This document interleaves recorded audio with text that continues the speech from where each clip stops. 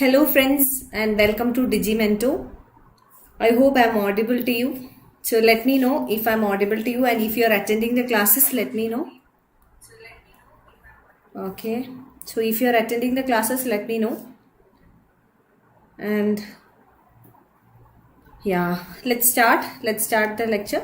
So today we will be taking up the third module from Unit 10, that is Oriental, Conventional and Non-Conventional Learning Programs in India.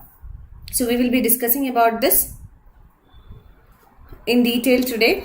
Today onwards, actually it may take 1 or 2 days to finish this module. If you are watching the video with me, if you have joined the live session, let me know. Okay, so yeah, we will soon begin the class. Let me know, send me a hi, hello, so that we will quickly start the class. Okay, so before that I'll just give the intro, so by that time you can all join. So this is the third module from Unit 10, and Unit 10 is about the higher education system in India. So the third module deals with Oriental, Conventional and Non-Conventional Learning Programs in India. And till yesterday we have completed the first 2 modules from this particular unit. Okay, now let's begin. But before that, if you have not yet subscribed to our channel, please do subscribe, and also please do press the bell icon for receiving the notifications about the new videos that we upload on our channel. And if you are preparing for GATE, NTA, UGC NET or PGT Computer Science, we are providing online courses. You can avail the online courses, and for more details about the duration, the fee and everything, you can visit our website, which is www.DigiiMento.com, or you can even call to this number for getting more details about the classes that we provide. So we will just begin with, but before that, let me see who all have joined the classes. Hi Revati, hi Rani, hi Puviri, hi Sharavana. So hi, welcome and good evening. I hope you are all doing good. And how is your preparations going? Are you giving the exam this year? And how is your preparations going? How is everything going at your end? Okay, I think we will just start. So as we discussed in the beginning, today we will be discussing this module, that is Oriental, Conventional and Non-Conventional Learning Systems in India. So a few others have also joined the class. Hi Senthil, hi Vikrant, hi Prole, and hi Lipika. Hi everyone, good evening. So yeah, we will start with Oriental learning. So Oriental learning means Orient or the Oriental, the meaning itself is the countries of the East. So those countries belonging to the East. So here Oriental education or Oriental education system means that the education system which is particularly from the East, or which upholds Eastern values. So Eastern education we can say. Okay, Orientalist education basically means Eastern education. Now I will also tell you something regarding the Oriental education in India. During the British time, that is during the colonial era, in India, there was a debate going on between the Orientalist and the Anglicist. Anglicist is, okay, so the opposite of Oriental education is Anglicist education. So Anglicist. So what is meant by Anglicist education? Anglicist means that Western education. So Anglicist is Western education. Orientalist is Eastern education. So there was a debate going on regarding which kind of education should be imparted in India and what should be the educational policies in India, whether it should be Anglican in nature or whether it should be Oriental in nature. So Oriental simply means Eastern education, or those educational system which upholds Eastern values. Whereas Anglicist education means Western education. So other word of Anglicist education is English education. So Anglicist education means English education, that is the education system in the West. So Anglicist is English education. So you know what is Eastern education? It is vernacular education. Vernacular means local language. So I have not mentioned all these details in the slides. So I will request you to make your own notes for this. You should not write elaborate sentences. You can just mention it as bullet points. Maybe you can draw 2 arrows and you can write Oriental on one side. The other side you can write Anglicist. Now Anglicist means Western. It also means English education. Then Oriental means Eastern education. It is also vernacular language education, local language education. Okay.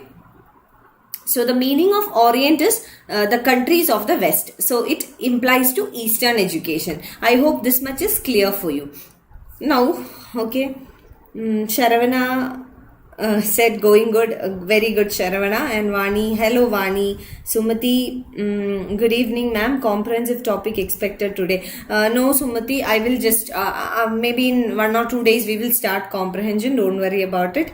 Okay, we will start, don't worry. I did not discuss that with Himanshu sir on when to start. I already told him I'll be taking that, but I did not tell him that when I will start with comprehension. So I'm really sorry for that. I'll talk to him today itself. I will I will tell him that we need to start it soon. So no issues in that. Maybe in 1 or 2 days we'll start. Senthil, hi Senthil. We have 2 Senthil Kumar and Senthil Murugan. So Senthil Murugan, hi, good evening. So yeah, so I hope this is clear for you. What is the difference between Oriental education and Anglicist or English education? Now, before the East India Company came in India, there was no organized education. We know that. So before that we had Gurukula system, we had the study of Vedas, etc. But it was not organized. Even though formal system was there, formal and organized is different. So formal system of education was there, but it was not organized. And the education system in India became organized after the advent of East India Company, or the not even English, because even before East India Company we had the Portuguese, we had the French, etc. But when the East India Company came to India, it was not just, one more thing, this is not in your syllabus, but maybe for your understanding I'll tell you this also. What was the major difference between the British in India or the East India Company? Starting from the East India Company, it was the East India Company which came to India first, and then later we can say the power was transferred to the Queen and all.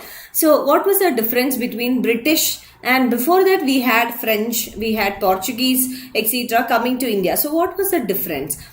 Now I'll tell you that when the Portuguese came to India, when the French came to India, they only had business interest. Their interest was only in doing business with India or with us. They had no other interest. But British was entirely different.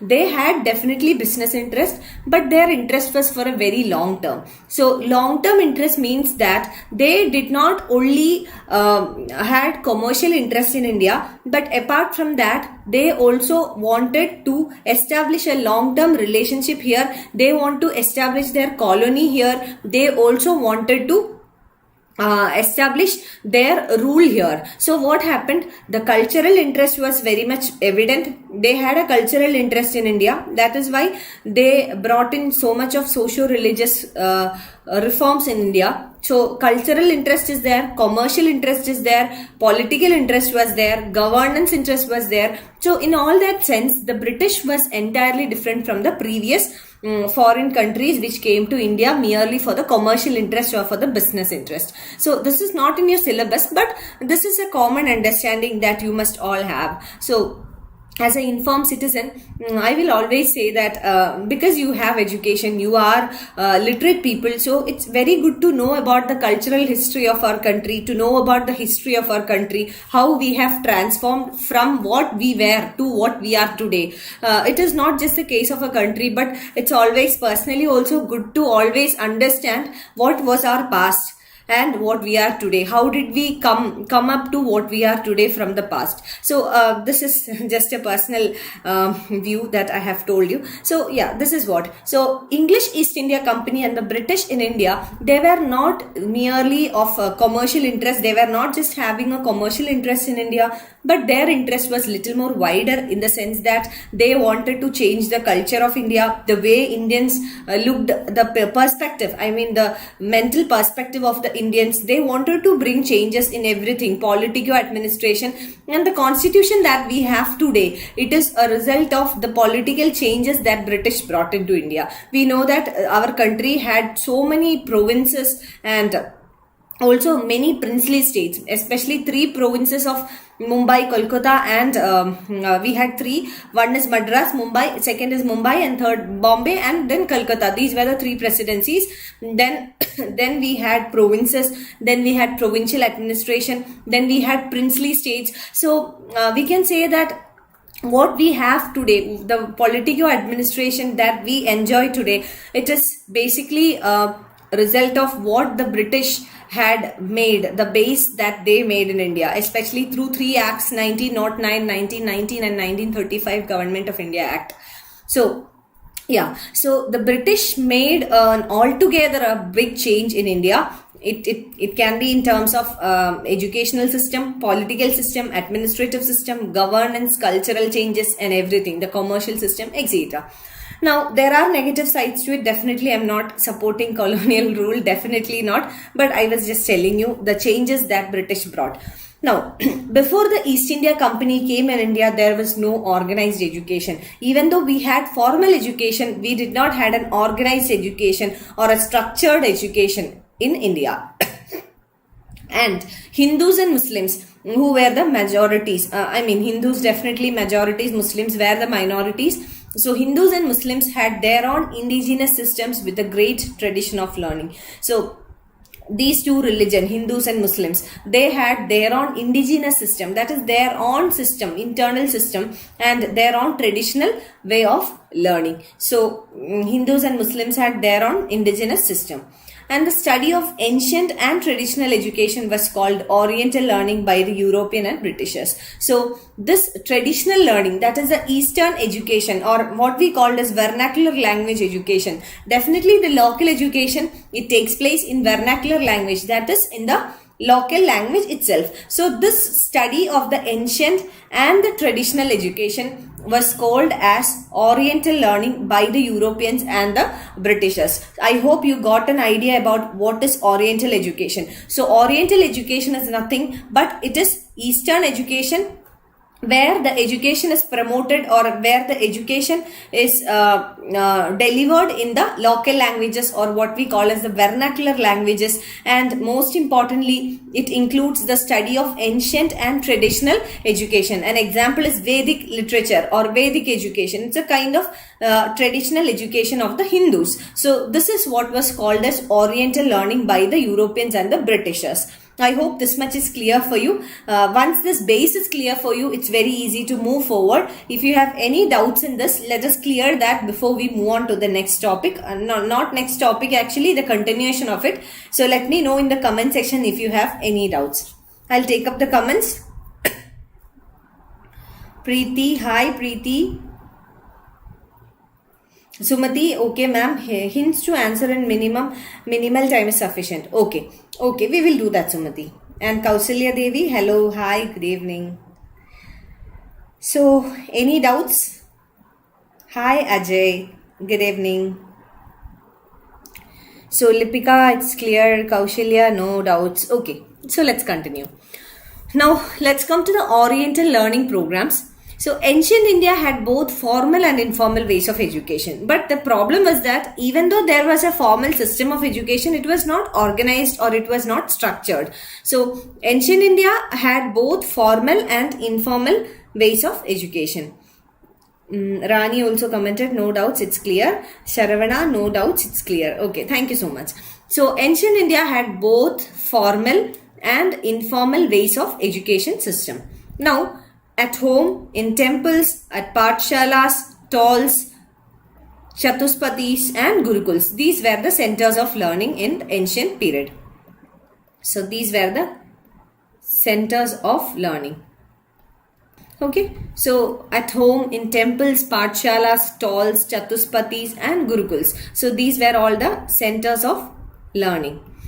Now, it was guided by young children in imbibing pious way of life. So the educational system, the major purpose or the purpose of the education system during the ancient times was to guide the young children in imbibing pious way of life. That is what we said in the previous class, that imbibing values or the value system was the most important focus or most important purpose of the educational system in the ancient times. So value based education or imbibing values. So this was the most important purpose in the ancient period. So educational system in the ancient period.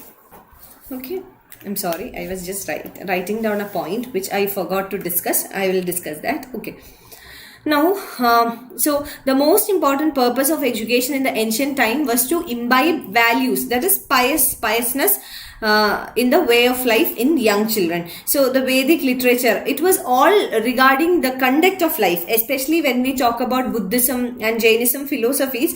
It was all talking about the conduct of a person or how a person should behave in the public, at home, at different instances, how a person should behave and what should be the value system that they have. So if we look into the ancient traditions or ancient education system, as somebody was mentioning in the comment section last day, teacher or gurus were considered as God. So that was one kind of value that the ancient educational system imbibed in the children or in the young minds. So gurus were considered to be like God, parents were considered to be like God, and again there were many values that were inculcated in them.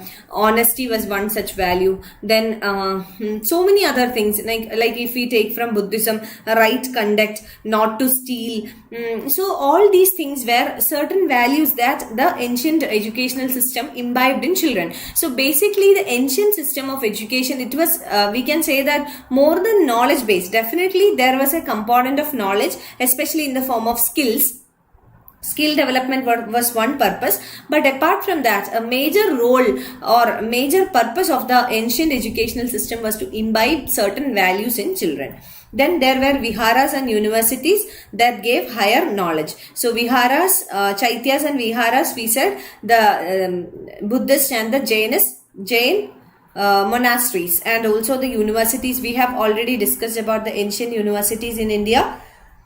So they tried to give higher knowledge or higher levels of knowledge to the children. Now, oral teaching made students remember and meditated upon what was taught. So, how the education or how the knowledge was delivered to the children through oral teaching. So majorly it was kind of oral teaching, and it made students to remember the concepts, and also students had to meditate upon what was taught to retain what was taught in the long-term memory. So major source of or the form through which the education was delivered, knowledge was delivered through, it was orally, through the mouth of the teacher. So through the teacher. So oral teaching was there, and students had to remember that. Now for that, what they did, they meditated upon what was taught in the class. And with the disappearance of the ancient educational system, made necessary to evolve a method by which the ancient knowledge and wisdom of the East should be revived and preserved. So basically the ancient educational system, it was kind of unorganized. So there was no specific criteria, or there was no kind of like in the modern times we have the syllabus. There was nothing like that in the ancient times. So basically the teachers, they delivered the knowledge through their mouth, and which the students had to retain for a very long time. So the technique that the students there themselves used was meditation. Now Lipika is asking me about meaning of imbibing. So imbibing means inculcating or imbibe or to put in. Okay. Now with the disappearance of ancient educational system, what happened? The after the British came in India, or after the ancient period, With the disappearance of ancient educational system, it made it necessary to evolve a method by which the ancient knowledge and wisdom of the East should be revived and preserved. So what happened after the ancient era? Whatever knowledge or whatever value system was inculcated or which was imbibed in the students through the ancient educational system, it became very important that it has to be retained. So this Eastern education, the values that the Eastern education upholds, it should be revived and preserved. Reviving means bringing a change, or revive means a positive change actually. When we say revive, like for example, what is that? Reviving, bringing some, already that is a very good thing, but bringing in some positive changes to what is already good. And preserve means keep it, or preserving the values, preserving your personality.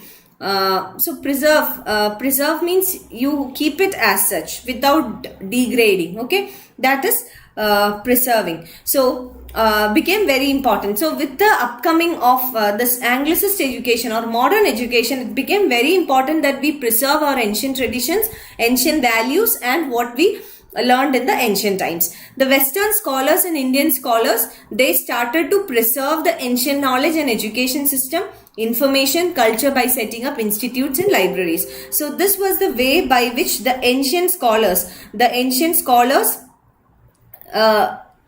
it includes Western scholars and Indian scholars. Both the Western and Indian scholars, they started to preserve the ancient knowledge and education system, information and culture through institutes and libraries. So this was the way by which the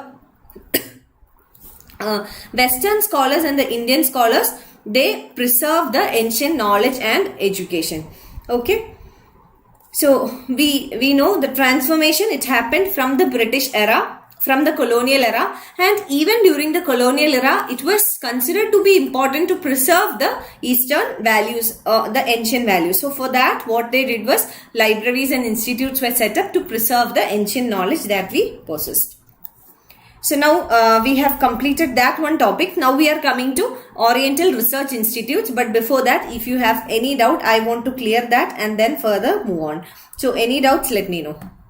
Now I'll just show you what more is remaining. Ajay Talwar is asking me which type of questions are asked. Ajay, after completing this unit, we will be taking up the last 10 years question papers. So don't worry about that. We will discuss all the questions. Don't worry. Okay. So yeah, so I'll just show you what are the topics remaining in this module. So next we will discuss about the Oriental Research Institutes. So these are all very important. Okay, Asiatic Society, Adyar Library, then Bandharkar Oriental Research Institute in Pune, Ganganath Jha Kendriya Samskrita Vidyapeeth, which is in Allahabad, Kuppaswamy Shastri Research Institute in Chennai, then Madras Sanskrit College, which is in Chennai, Mythic Society in Bangalore, Oriental Institute in Baroda, Oriental Manuscripts Library, which is in Trivandrum, Kerala, then Oriental Research Institute in Mysore, Oriental Research Institute in Tirupati, Samskrita Academy in Chennai, Samskrita Sahitya Parishad in Kolkata, then Government Sanskrit College in Kolkata, Saraswati Mahal Library in Tanjavur, then Vishweswaranand Vishwabandhu Institute of Sanskrit and Indological Studies in Hoshiarpur.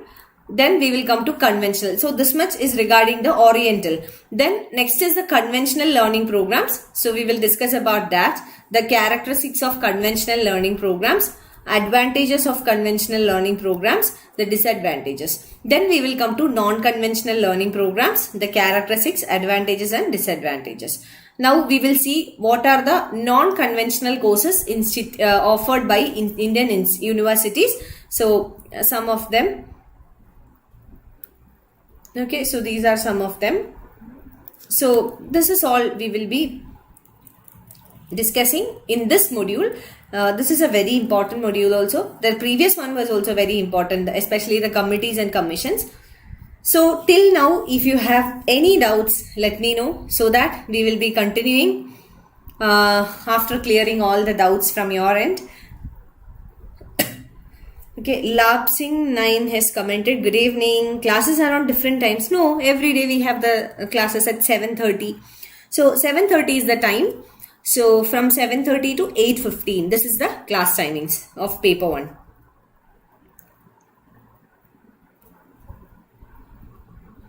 Clear, continue. Okay. Anybody else? Any doubts? Lipika, Puviri, Lab, or Saravana, Rani, Kaushalya Devi, Revati, Preeti, Senthil, both the Senthils. Then Saravana, Vani, Prolay, Vikrant. Any doubts from anybody's side? Lipika, no, it's clear. Okay, Kausalya Devi also commented it's clear. So I think we will continue now. Okay. So are you getting bored? Or like, because this is an entirely different topic and not from your stream, are you getting bored? Okay, let me know how is the classes going. Are you able to follow and are you feeling okay at least? Even though you don't enjoy, I don't know whether you enjoy the classes or not. At least I want you to not get bored. All clear, all clear. Okay, Vikrant, start research. After this, we will start research, and in between, I want to take a few sessions on comprehension also for those students who are appearing this time. Maybe 1 or 2 classes of comprehension. So, yeah. Preeti is asking me, ma'am, question आता है क्या इनमें से? So we will discuss questions, Preeti. We will discuss the last 10 years questions. Don't worry, then you will get an idea how questions are being asked. For now, please do follow the lectures, make your own notes, revise them. Okay, so try to do that. We will discuss the questions. We will also have a few mock sessions as well, mock question sessions also. So by then it will be clear for you. Then Sharavana has commented it's clear. Lab, yeah, it's really good. Thank you so much, Lab. Preeti, kabhi dekha nahi. Questions. Okay, we will discuss the questions, Preeti. Don't worry. Lab has commented, I have searched all your videos. It's available on our channel, DigiiMento. So this channel, it's available, Lab. You can find them. Rani has commented, no, it's interesting because it's related to, yes, actually, yes, it's kind, whatever you study, whatever is your background, it's always good to dig into the past and understand where we come from and where our ancestors. So yeah, in that way, it's interesting. Thank you so much, Rani, for that comment. Ajay, reading comprehension. Yes, Ajay. Sumati was also asking me the same. So I'll take up a few comprehension sessions. Maybe in another 2 days I'll start. In between, we will take a break. After finishing this module or so, we will take a break and do some comprehension. Don't worry. Vikrant, math also. Oh no, maths is one subject that I really, really hate. Not hate actually. It's that is one subject I'm so scared of from my school days onwards. So yeah. Then DI MCQs. DI data interpretation. See, problem is that maths to mera both weak hai. I'm not a very good math student. So definitely somebody else will be taking math sessions, logical reasoning, quant and all that. मेरा तो maths बहुत बुरा है, इसलिए तो पता नहीं क्या होगा. मुझे खुद का पढ़ने को नहीं आता है, फिर पढ़ाएगा कैसा, मैं ऐसा सोच रहा था. But we will see something on it. Okay, don't worry. Somebody else will be taking classes about it. So Senthil, good, clear. Thank you so much. And Vikrant, reasoning and arithmetic. That's what Vikrant. No, I cannot take math. Math is one subject I am really scared of myself. Then Kausalya. No, ma'am, class is interesting. Thank you, Kausalya. Sharavana, topic-wise is little boring, ma'am, but your way of teaching is not boring. Thank you so much, Sharavana, for that comment. And Lipika, no, ma'am, not getting bored, but have to read a lot. Yes. But I'm trying to make it as short as possible. Okay. So I'll make sure that you need to study only what is important and what will come for the examination. So let's see. Okay. And Ma'am, your classes are interesting. Thank you so much, JD. And Puvuri, good explanation to all concept. Thank you so much, Puvuri. Can we hope that these videos will not be made private? No, love. You can always, get these videos, because paper 1 we are providing it exclusively free of course. It's completely free of course. Paper 1, all the videos will be uploaded on YouTube, so you can avail it. You can get it anytime. It will be there. Don't worry about that. We will not remove them. It will not be made private. Paper 1 is completely free. You can share it with your friends. So you must be having group or WhatsApp groups or any friends, peer groups who are preparing for the same exam and who can be benefited from these lectures. So please do share this video with your friends. And if you like the video, please do press the like button. So please do share this with your friends and tell them also to join for the live classes from tomorrow. And in first paper, every unit is too lengthy. It's lengthy. The syllabus is very lengthy, but I am trying to make it as short as possible. I am picking up those topics which are very relevant for your examination. So I'll just make sure that nothing irrelevant is taught in the class. So whatever I am teaching, at least you follow that, because it's just 45 minutes to 1 hour every day you have to spend for your paper 1. But I promise you the returns will be very good. Definitely the returns is going to be really good, because paper 1, even though having half weightage, if you can do really well, you will definitely clear the cutoff with this. So please do dedicate this 45 minutes to 1 hour for that.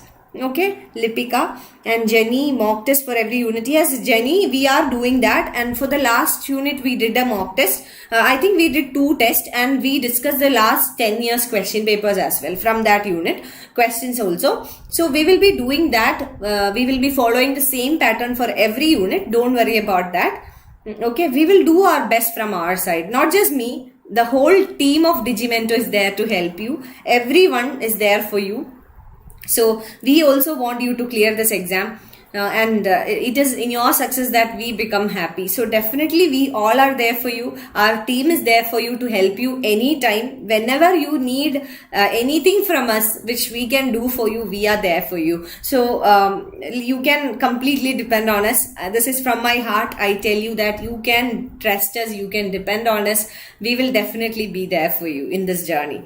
So yes, and Ma'am, Gunjan sir is good in maths. Yes. So okay, ma'am. Thanks. I do like and share. Thank you so much, love. And as per the previous year questions, you can explain the important concepts. I'll do that, Ajay. I'll do that. Okay. So we will come back to our lecture. So we will take up the next topic, that is Oriental Research Institutes. Okay. So next is Oriental Research Institutes. Now, basically Oriental education, as we said, it's Eastern education, which were mainly focused upon value system. So ancient wisdom buried manuscripts, temples, matas means what we call as monasteries. So matas and private libraries. So these are the places where the ancient knowledge is preserved. So in manuscripts, then we have temples, then matas, that is the monasteries, and private libraries. The modern science and technology made them to make us printed books. So after that, in the ancient times, it was preserved in the form of manuscripts, in private libraries, etc. But with the arrival of modern science and technology, like for example, the technology of printing, digital printing, and all that, modern science and technology made them to be made as printed books. So all these ancient knowledge is now available in the form of printed books. Now it's available online. Now if we talk about the present system or the present situation, present status, we can say that there are printed books, definitely. Then there are online sources through which you can access knowledge. There are videos which are available free of course. So there are plenty of places from where you can acquire all these knowledge. So basically for me, I always like to read printed books. When I go for reading any book, I always prefer to read a printed book.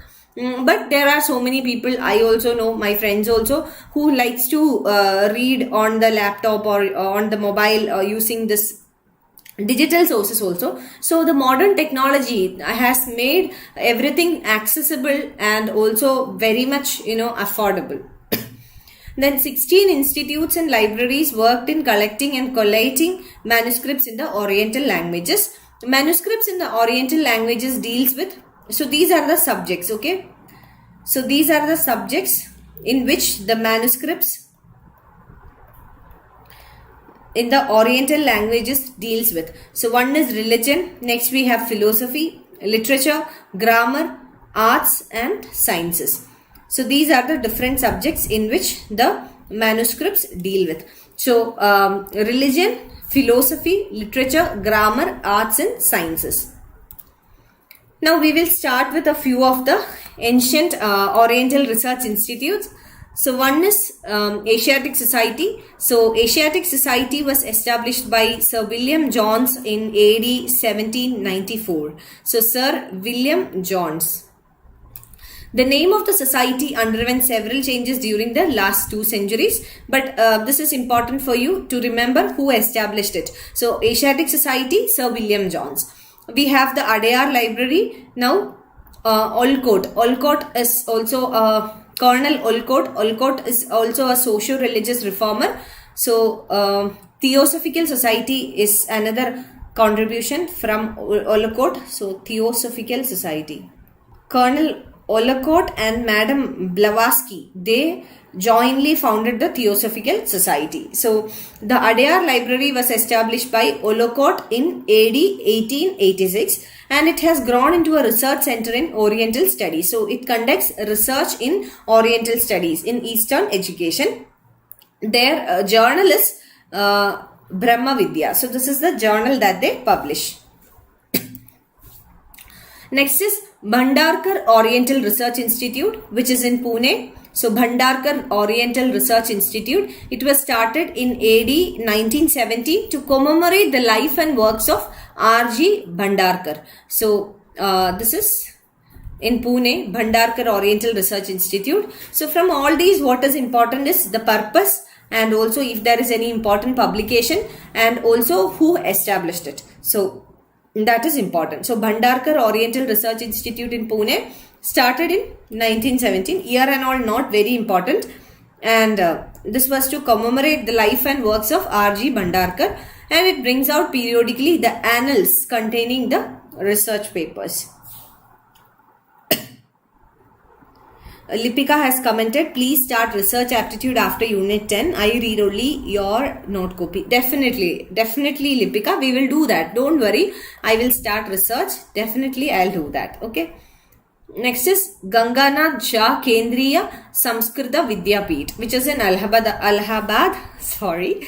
So it was established in AD 1934 in memory of Ganganath, who was an eminent Indologist, a great scholar in Sanskrit and Vice Chancellor of Allahabad University for 9 years. So Ganganath Jha Kendriya Samskrita Vidyapeeth in Allahabad was established in the memory of Ganganath. Next is Kuppaswamy Shastri Research Institute, and this was started in the memory of great Savant S. Kuppaswamy Shastri. So basically these names, if certain universities are having some names of certain persons, definitely it is started in the memory of those people. Now we have the Indira Gandhi National Forest Institute, which is in Dehradun. So it is in the memory of former Prime Minister Indira Gandhi. Then we have the Labasna, Lal Bahadur Shastri National Academy of Administration, which is in the memory of Lal Bahadur Shastri. Then we have the SPP NPS Sardar Vallabhbhai Patel National Police Academy, which is in the memory of Sardar Vallabhbhai Patel. So we have all these great institutions, sometimes the universities, all these in the names of some famous personalities to commemorate about their memories. Now, Kuppaswamy Shastri Research Institute in the great memory of great Savant S. Kuppaswamy Shastri, and it brings out Journal of Oriental Research. So this is the work of the Kuppaswamy Shastri Research Institute, that is Journal of Oriental Research. Depasmita has commented, me too ma'am, I will also follow your all classes, very good for me really ma'am.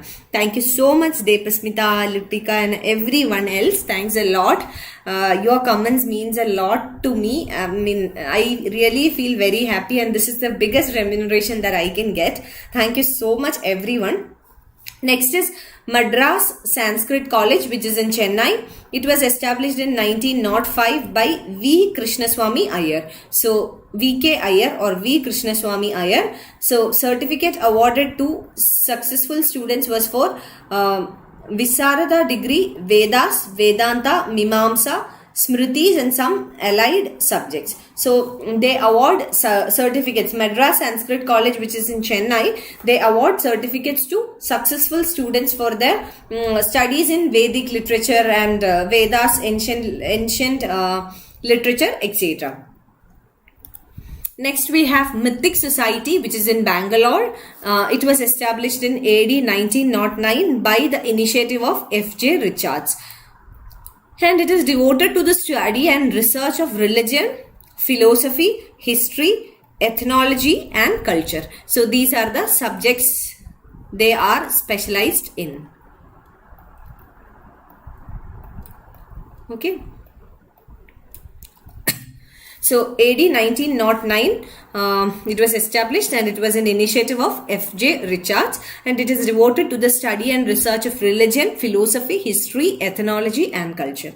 Next we have the Oriental Institute, which is in Baroda, established in AD 1893 by Saiji Rao Gayakwad.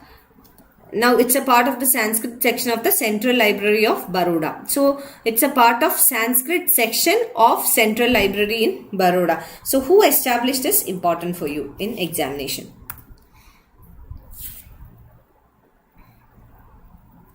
Now we also have Oriental Manuscripts Library, which is in Trivandrum in Kerala, and it was established in 1911 AD with collection of over 50,000 manuscripts in Sanskrit, Malayalam and other languages. And the journals in Sanskrit, Journal of the Kerala University, Oriental Manuscripts Library and Malayalam, which is called Bhasha Traimasikam. So this is the name, Bhasha Traimasikam. Okay. And next we have Oriental Research Institute, which is in Mysore. It was established in 1891 by Chamaraja Wadeyar King. So established by Chamaraja Wadeyar King, and it brought out large number of books both in Sanskrit and Kannada.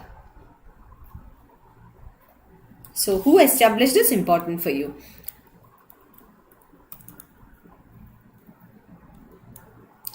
Next we have Oriental Research Institute, which is in Tirupati. So it was established in AD 1941. The purpose for which it was established was for the propagation of education and spread of Hindu religion and culture. Next is Samskrita Academy in Chennai, established in AD 1927 by Pandit Madan Mohan Malviya. This is very important. So this is very important. Samskrita Academy in Chennai, established by Madan Mohan Malviya and in the Senate Hall of the old Senate building of University of Madras. So this is established in the old Senate Hall of the old Senate building of University of Madras. Next is Samskrita Sahitya Parishad, which is in Kolkata, established in AD 1916, and it is an advanced center of Sanskrit learning and research. Next is Government Sanskrit College in Kolkata, established in 1824 by the East India Company. So East India Company established their rule in India by 1800. The subjects taught are Nyaya, that is law, and other systems of philosophy, grammar, astrology and Ayurveda. So these are the subjects taught.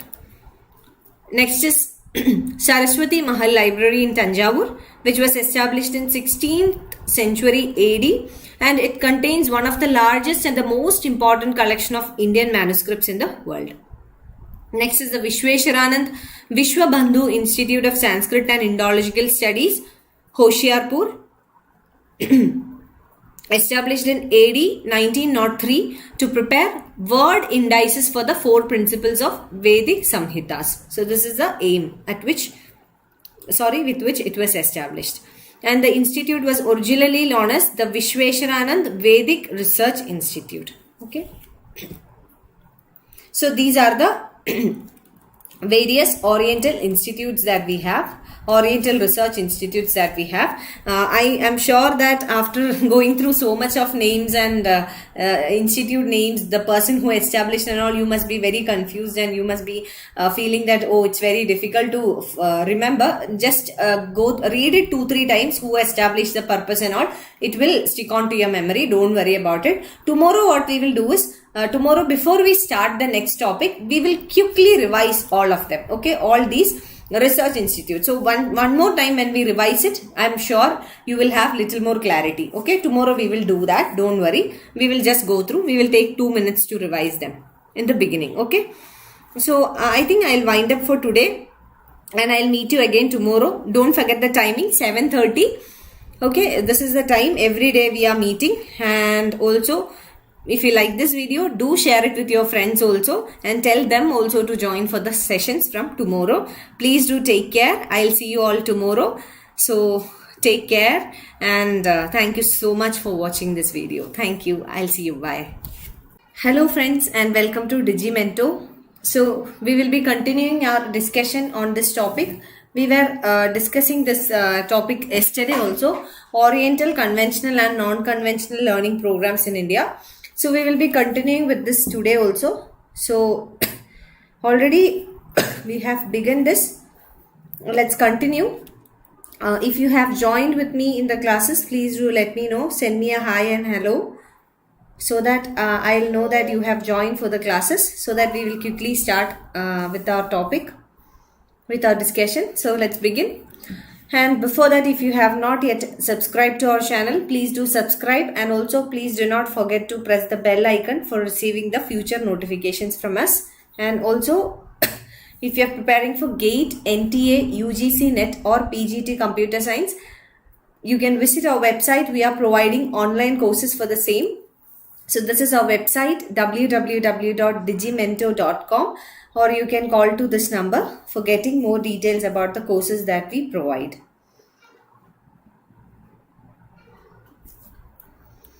Okay, so hi Jenny, good evening. Hi Rani, hi Devin. Admit card, they will issue, don't worry, they will issue that definitely. And hi Sneha.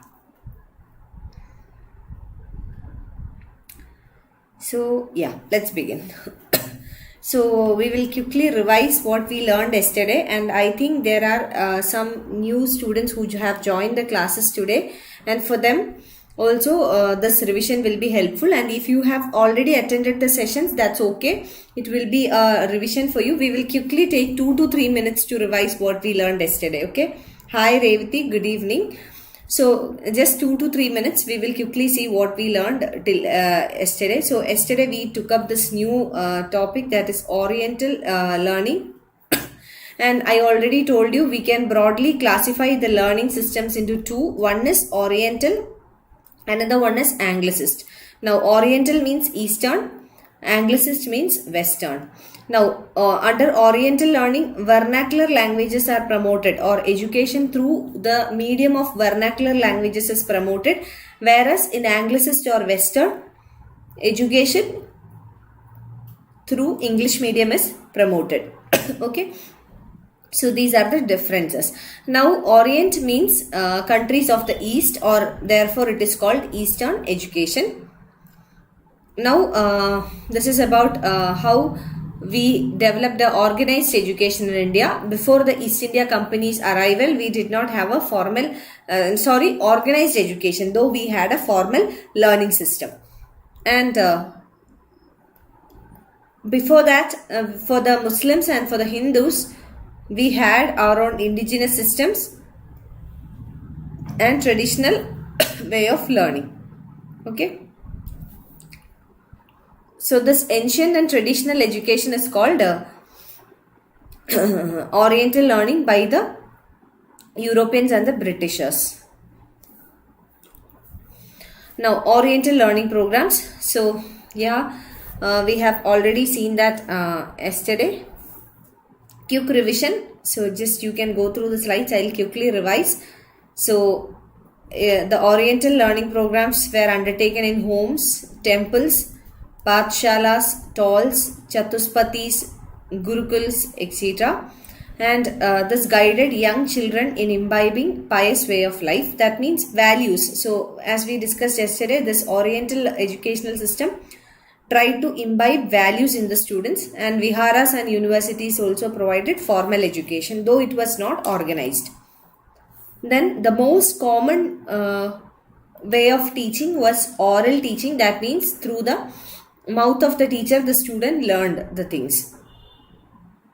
Then this is about the Western scholars and the Indian scholars. How did they preserve the ancient knowledge or the Oriental knowledge? That is through setting up of institutes and libraries. So hi Revati, hi Sumati, hi Devasmita, welcome. Okay. Now, yes, we were discussing about the Oriental Research Institute. Okay. So research institutes, yesterday we have discussed, but I told you yesterday that we will be quickly looking into it once again today because there are many institutes and you may get confused by yourself. So we will be looking into these research institutes one more time. We will have a revision so that you will remember it forever, and please try to read it 2-3 times before the exam so that it will stick on to your short-term memory also. So yeah. Now Asiatic Society, the first one, it was established by Sir William Jones. So Sir William Jones established Asiatic Society.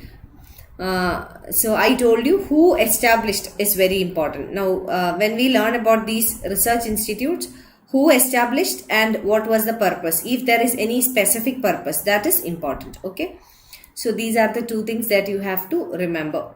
So keeping these two things in the mind, we will revise. We will not be completely revising everything because yesterday we have seen it in all detail, but today we will be keeping these 2 points, that is who established and whether there is any specific purpose for its establishment. So considering that, we will be looking into all the research institutes. So first we have the Asiatic Society established by Sir William Jones, and again this purpose is very general, that is preservation of the ancient culture. Now next we have the Adyar Library. I told you yesterday regarding Adyar Library. So it was established by Colonel Olcott. So Olcott and Madam Blavatsky, they together are also responsible for the creation of Theosophical Society. Okay, so Colonel Olcott and Madam Blavatsky. Okay, Theosophical Society. This is not in your syllabus, but for your understanding. So Madam Blavatsky. So they both established the Theosophical Society, and Colonel Olcott is considered to be a socio-religious reformer. So he is a reformer. He tried to bring in socio-religious changes. Okay. So madam's name is Blavatsky. Madam Blavatsky and Colonel Olcott, they together established the Theosophical Society, and the Adyar Library is established by Colonel Olcott, and this has grown into a research center, and important thing is it's a journal which is Brahma Vidya. So this is the journal which is published by the Adyar Library. Just taking up the comments. Hi Mandeep, hi Veena Devi, hi Lipika, good evening everyone. And Lipika is asking me, there was a name with Colonel Olcott, ma'am. Something was, yes, Blavatsky. It's Blavatsky. Yes. So Blavatsky and Olcott, they together established the Theosophical Society, which is again a socio-religious reformation attempt. Now next we have Bhandarkar Oriental Research Institute, which is in Pune. So I will only be telling about the important things because yesterday we discussed all of it in detail. Now the purpose was to commemorate the life and the works of R.G. Bhandarkar. And if you remember yesterday I told you, if any of the research institutes comes with the name of a particular person, then this is to commemorate the work done by that person or in the memory of that person. And the journal which is brought by the Bhandarkar Oriental Research Institute is the Annals. Next we have Ganganath Jha Kendriya Samskrita Vidyapeeth, which is in Allahabad, and this is in the memory of Ganganath, who was an eminent Indologist and a scholar. So again nothing special about it. Next is Kuppuswamy Shastri Research Institute, which is in Chennai. Then again, in the memory of Kuppuswamy Shastri. Then the journal's name is Journal of Oriental Research. So Journal of Oriental Research. Okay. Next is Madras Sanskrit College in Chennai, established by Krishna Swami Ayyar. So Madras Sanskrit College, which is established by Krishna Swami Ayyar, and certificate, they award the Sanskrit College, the Madras Sanskrit College, they award certificate to successful students for various ancient knowledge related degrees, that is Visharda degree, Vedas, Vedanta, Mimamsa, Smritis, and some applied subjects. So these are all subjects related to ancient knowledge or traditional knowledge. So all those students who complete the courses, these college, Sanskrit College, award them degrees in all these courses. Next is Mythic Society in Bangalore. Now again, this is established by F.J. Richards. So F.J. Richards, and the purpose is it is devoted to the study and research of religion, philosophy, history, ethnology, and culture. Next is Oriental Institute in Baroda, established by Sayaji Rao Gayakwad, and part of the Sanskrit section of the Central Library of Baroda. So the Oriental Institute, it lies in as a part of the Sanskrit section of the Central Library of Baroda. Next is Oriental Manuscripts Library, which is in Trivandrum in Kerala. Now, it has a collection of over 50,000 manuscripts in Sanskrit, Malayalam, and other languages. And the journals, they include journals in Sanskrit, the Journal of Kerala University, Oriental Manuscripts Library in Malayalam. The popular name is actually Bhasatrai Masigam. Bhasha Trai Masigam. It's actually Bhasha Trai Masigam. Bhasha means language, Trai means three, Masigam means monthly magazine. Okay, Bhasha Trai Masigam. Next we have the Oriental Research Institute, which is in Mysore. It was established in AD 1891 by Chamaraja Wadayar King, and purpose is to bring a lot number of books both in Sanskrit and Kannada. So all these are aimed at preserving the culture. Ancient culture and traditions, ancient knowledge, that is Oriental knowledge. Next we have Oriental Research Institute in Tirupati, and this is also for the propagation of education and spread of Hindu religion and culture.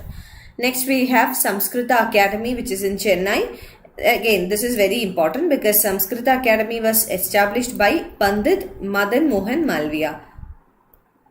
So Pandit Madan Mohan Malviya established the Samskrita Academy, and this is in the Senate Hall of the old Senate building of University of Madras. Next we have Samskrita Sahitya Parishad, which is in Kolkata, and this is an advanced center of Sanskrit learning and research. Next is Government Sanskrit College in Kolkata. It is established by East India Company. So Government Sanskrit College is established by the East India Company. Subjects taught in the Government Sanskrit College, it is Nyaya. Nyaya is law. And other systems of philosophy, grammar, astrology, and Ayurveda. Next is Saraswati Mahal Library, which is in Tanjavur, and it has one of the largest and the most important collection of Indian manuscripts in the world. Next is Vishweswaranand Vishwabandhu Institute of Sanskrit and Indological Studies, which is in Hoshiarpur. Again, it was established in 1903 and to prepare word indices for the 4 principles of Vedic Samhita. So the purpose, this is very important. See, purpose is important. So purpose was to prepare the word indices. So indice means index, word index for 4 principles Vedic Samhitas. The institute was originally known as the Vishweswaranand Vedic Research Institute. Okay. Rani is asking me any hint to remember all this in short, like year, place, and purpose. Actually, no. Everything like looks like alike, no. Basically, also because these are all ancient institutes and libraries, thing is that all the names have a Sanskrit touch also. Otherwise, we could have at least remembered it like South Indian name, North Indian name, etc. Now there is no difference that way also. Maybe you can remember the most important ones. You can just go read them 2-3 times before the exam from your notes, from your own notes. So I think it will stick on to your short-term memory. We will practice a few tests also, so I think it will stick on. Let's see. So these are the Oriental research institutes that we have. Next is about the conventional learning programs. So conventional learning programs. Okay, I hope Oriental learning is clear for you. Now next is conventional learning programs in India. So conventional, what is meant by conventional learning program? It means traditional education or customary education. So this is the conventional way. The literal meaning of conventional means customary. So conventional learning program also it refers to traditional education or customary education. So the long established customs that the society traditionally used in schools, colleges and universities. So this is the conventional learning program. So there is a long established custom that we use in our educational system in schools, colleges, universities, etc. And this all belongs to the conventional learning programs. Now, basically this conventional education, it refers to this brick and mortar classroom facility. So if we talk about the customary education program that we have in India, we have the Anganwadis or the play schools. After that we have the kindergarten or we have the primary schools, not necessarily kindergarten. So we have the primary school, then we have the higher education, high school, higher secondary, etc. So conventionally, this is the system that we follow, and what we follow is a brick and mortar classroom facility. We sit inside a class and we listen to the lectures and we follow this pattern of giving the examination, test, etc. So this is called the brick and mortar classroom facility model or the conventional education. So this is kind of conventional education that we follow in India. And teachers and students are involved by interacting in a face-to-face manner in the classroom. So this is what used to happen till the COVID-19 issue had come up, but now it has changed a bit. But still, even in the Zoom classes or in the Google Meet classes and all, the teachers and students, they interact but through a virtual platform. That is the only difference. So the system remains the same. The teachers and the students interact with each other and they ask questions, the teachers teach, the students ask doubts, teachers ask the questions. So same thing is following. Now let's see what are the characteristics of a conventional educational system. So it is on-campus education with a fixed time. So this is the first feature. So we can remember or we can bring in our school education here, the college education here, etc. Okay, so basically the conventional learning system, it's an on-campus education with fixed time. So on campus means physically the students are present in the campus. So COVID-19 is only an exemption, but after the situation normalizes, what will happen? Students will again start going back to the classes. So on campus, which means it's a physical education system with fixed time. So timing is fixed and it requires regular attendance. So it requires a regular attendance, which means the attendance or the presence of the students physically in the classrooms is important. And there is a prescribed curriculum which we call as the syllabus. So there is a prescribed curriculum which is called as a syllabus. Then there is more emphasis on teaching and not on learning. So this is one of the characteristics of conventional system of education, where the teachers give more importance on teaching, which means they are eager to complete the syllabus. and lesser focus is given on learning. Like they are not very particular about whether the students have learned or not, but their emphasis is more on teaching and to complete the syllabus. Then the conventional education system in India is a teacher centered learning, and the students learn through listening and observation. Okay. And the student assessment, how is the assessment of the students done? It is done through traditional way, that is through written exams. So the student assessment is done through traditional ways, that is the written exams. Okay. So you must be very well aware of the system, including me. We all of us have come through the system of education. So in our schools, in our colleges, we had the same system where the physical presence of the student was important, was necessary and compulsory actually, and there was a fixed timing, and also regular attendance was required. Syllabus was there, a prescribed curriculum was there, and there was also emphasis more on teaching than learning. So all these things, assessment were done through written exams. So all these things are the features of a conventional learning system or conventional education. Now let's see what are the advantages and the disadvantages of conventional learning system.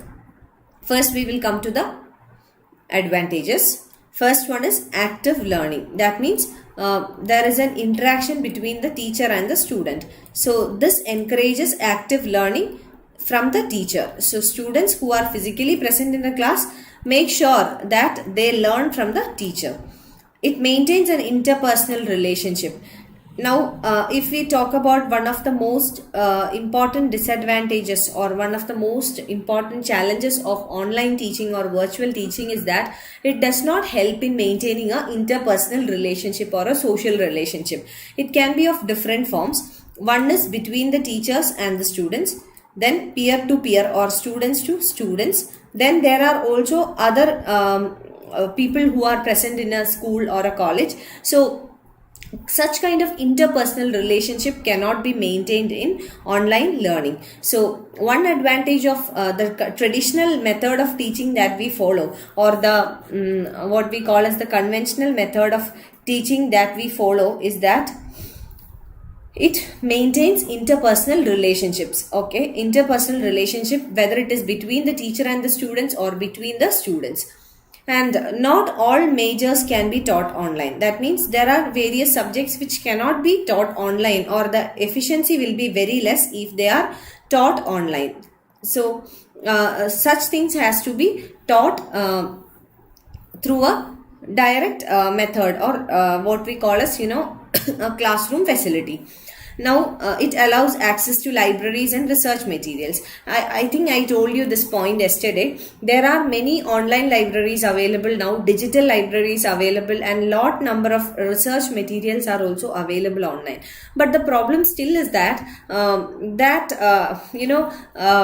feel and also accessing a physical library, it's entirely different from that of accessing a digital library. And I think I told you my personal experience also, that during the lockdown, when the lockdown started in March, without any much prior notice, I was really confused what to do, and I did not want to sit idle. Definitely I was working, but still I had a lot of time for me, because I have a small daughter who was like attending school, like she was attending play school. But then what happened, all the schools got closed, and so I had a choice, or like I had to make a choice where I only stay at home, whereas I involve my daughter also in whatever I am doing, and then do something very interesting, not to get bored myself and not to make my daughter also get bored. So 2-3 options that I picked up was like one was reading. So I thought, okay, I will buy some books for me because I personally like reading. And I thought, okay, when my daughter see myself reading, she will also start this habit of reading. So there was no option. Even Amazon, Flipkart, no delivery were also not available. So I had to go for some online options to read. But personally, I felt that I never got that feeling of reading. I always like to read books, the physical ones. Okay, so it can be the case with many of you as well, I think. Okay, so access to libraries, the physical libraries and the research materials can be made available through this conventional method. Then learning is scheduled, which means as we said, there is a time which is fixed for the classes. So the time is fixed. So as the time is fixed, the learning process becomes scheduled. And there is also time for extracurricular activities like sports, games, etc. So even other things like dance, music, anything, arts, crafts and all. So you must be knowing in your school days and all, you had a PT period where you will go outdoors with your friends and then play some games and all. Then you will have some music classes, dance classes, etc. So even though it's all can be done through online platform, the problem is that all these are extracurricular activities which is not just meant to develop a skill in you, but also very importantly socializing skills also needs to be developed. Okay, and maybe it is in those hours, like in the PT period or in your extracurricular period, that you get to interact with your friends and then have fun and all, which will develop your social skills and also your attitude and your personality and everything. So extracurricular activities have a space in this kind of traditional learning system, or what we call as the conventional learning system. Okay. Next, there are social benefits. Most important one is the social skills. So social skills. Okay. Now we will also come to the disadvantages of conventional learning system. First one, students face considerable cost. Yes, because students have to travel, maybe they have to reside in hostels, so cost is a little higher. Then students' focus may set in wrong direction. Then the teacher's lecture is generally one size fits all. Yes, that's a very important point.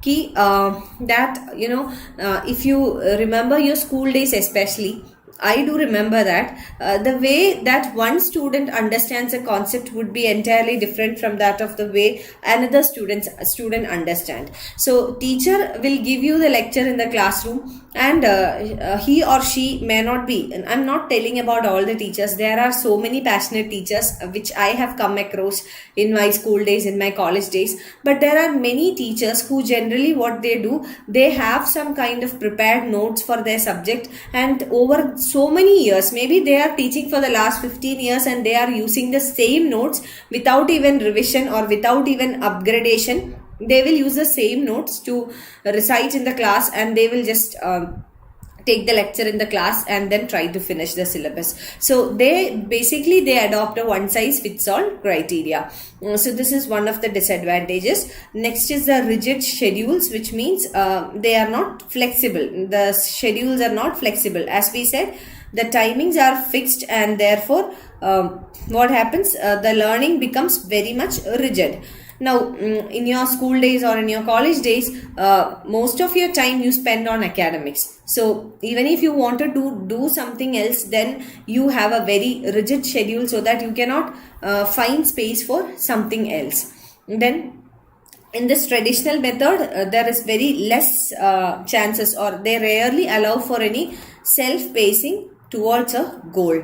So goal setting or achieving a goal, or what we can say, the mental development, the emotional and the social development of a child is not taken care to a larger extent. And as a result of all these challenges or the disadvantages of the conventional method of learning, we have come up with the new educational policy. But the problem in India is not about policies. We are not in lack of any policies. We are not going short of any policies. But the real problem comes in the implementation part. So we have enough number of policies, and the policy makers are so intelligent and so experienced that they come up with a lot number of policies. We have one of the if we look into some of the policies in India, the public policies in India, we have one of the best public policies in India. But the problem is that we are not able to implement it. That is because of lot number of reasons. First, I'll come to the policy part.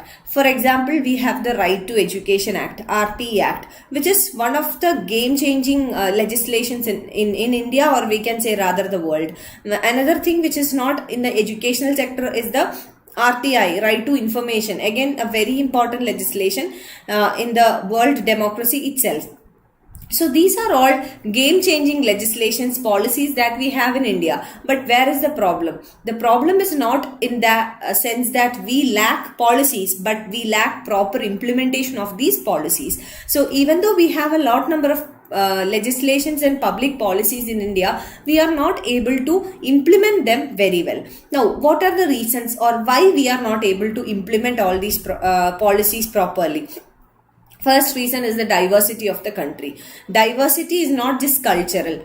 There are lot number of ways that we can say India is a diverse country. We have cultural diversities, definitely yes. We have regional diversities, geographical diversities, historical diversities. Then we have educational diversities, gender diversity. So what not?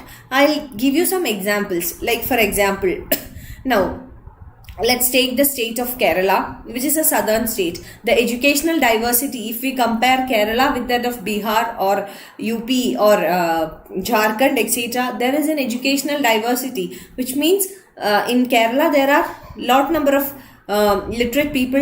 Again, Himachal Pradesh is another state where the number of literates are very high. Now, what about the Bimaru states? There, the literacy level is very less. Now, second one, if we consider the gender disparity, there are some states in India which are progressive in the sense that they, even though not equal, but still they have progressed much in bringing in gender equality and equity. But there are certain states where still women are not allowed to attend the schools. States like Haryana, Punjab and all have high rates of infant mortality, especially female feticide. So this is all because of the gender, the perspective of how we see the gender or the gender differences, our perspective towards the gender differences. Then cultural diversities. Cultural diversities we see across the length and the breadth of the country. In every state, within every state, we will see they are all culturally diverse. Within a state itself, there are various regions where we will see regional diversity. Now, for example, some states, especially the urban areas in some of the states are well developed, whereas the rural areas are less developed. So within the states, even within a district, we will see this regional diversity. Again, the urban-rural divide, geographical diversity, how the Northeast is separated from India, how it is geographically isolated from India is a very good example of geographical diversity. So all these reasons put together, we are not able to implement any of the policies to its fuller sense. Now, with regard to new education policy, this is a game changer. There is no doubt in that. It's highly futuristic and also one of the best education policies that India can adopt. But again, the success of the new education policy in itself will lie in how we implement it, whether we will be able to implement it at the grassroots level, whether we will be able to overcome the implementation hurdles and make it successful. So in India, remember, it is not the problem with scarcity of policies. We have a lot number of policies, and it's also not that we do not have quality policies. We have really good policies, but the biggest problem is in the implementation part. So this is about conventional learning system in India. Now, if you have any doubts regarding this, till whatever we have learned today, you can put it in the comment section. I'll just give you 1 minute for that. You can also revise your lecture notes if you have taken them. I'll give you 1 minute of time to revise whatever lecture notes you have taken. And if you have any doubts from that, you can let me know about it. We will clarify them and then move ahead. Now let's come to non-conventional learning programs in India.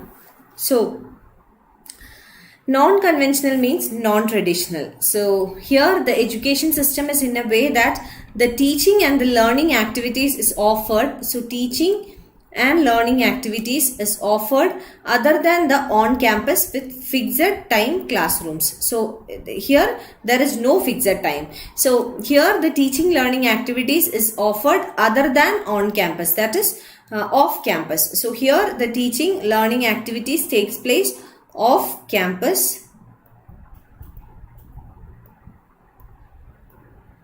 and there is no fixed time classrooms. Okay, no fixed time classrooms. Now examples are evening classes, evening learning, distance learning, vocational studies, skill based courses, online learning, etc. So these are all some of the examples of non-conventional learning programs. Now the target groups are unemployed youths, the school dropout, underprivileged group, women and girls, tribals and minority population. So these are the major target groups. Those who cannot formally access the formal system, they depend on such non-conventional learning programs. But another thing is that these days the non-conventional learning programs have become very popular, that others also, those who have completed their formal education also, to do their higher studies, they depend on non-conventional learning programs. Like for example, you have the IGNO, Indira Gandhi National Open University. So IGNO is offering various courses, and many students are taking up various courses, higher education from IGNO. And there are many other open universities from where the students who have completed their formal schooling or formal education have enrolled and doing their higher education. And other examples are some foreign universities are also providing distance learning programs. A very good example is London Business School. So London Business School is providing online distance education. So this is a very good opportunity for those students who cannot go abroad, cannot afford to go abroad, and cannot afford the stay and other expenses abroad. They can do this learning program, or they can do this program of the London Business School from their own place onward itself. So that is there. Okay.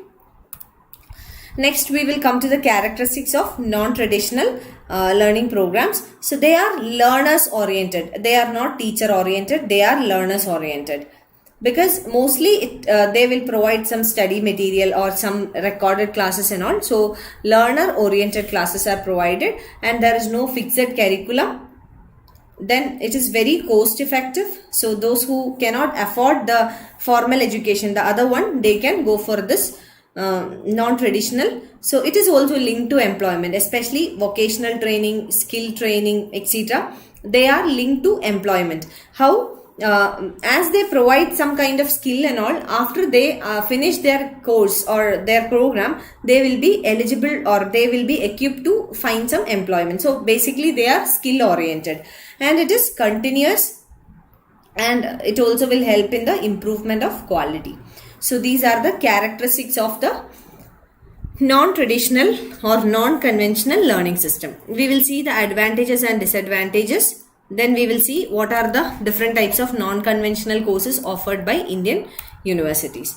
Now the advantages: it provides flexibility to the students in the sense that the timing is not fixed. So it's very flexible for the students, and they provide the learning time is very much flexible, and also they provide kind of independence to the students. And social interaction, definitely it's there. Even in open university, social interaction scope is there. You know how they will have some weekend classes or some webinars, etc. Then it's very cost effective, and instructional materials are given. Then assessment is also done through examination or some test. Disadvantages: there is a lack of face-to-face interaction between the students and the students, or the teachers and the students. And not all majors are available. So not all courses are available through this non-traditional way. And students have increased responsibility because they have to learn mostly by themselves. And in some universities, or in some basically not universities, certain centers, there is lack of accreditation, which means especially in vocational training, skill development and all, mostly we don't find accreditation. But now government is trying to bring in accreditation as well. For example, if there is some short-term courses for tailoring, or what we call like any small courses will be there which provide skill and all. So in certain cases there is a lack of accreditation. Then networking challenges, which means internet and mobile or internet and gadgets penetration.